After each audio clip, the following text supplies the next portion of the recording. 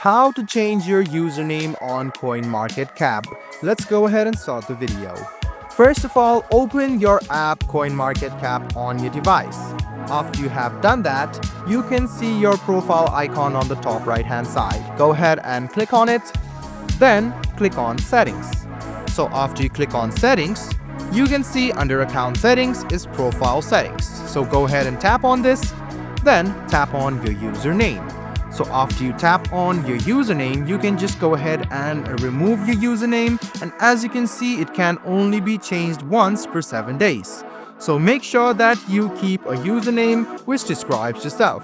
So after you do so, just go ahead and tap on change username, and as you can see that you need to enter a unique username as well, otherwise you cannot change your name.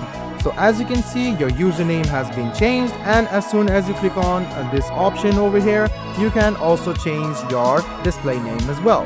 So guys, this is how easy it is to change your username on CoinMarketCap app. I hope this video was helpful for you. Like the video, subscribe to the channel, and do hit the bell button for more.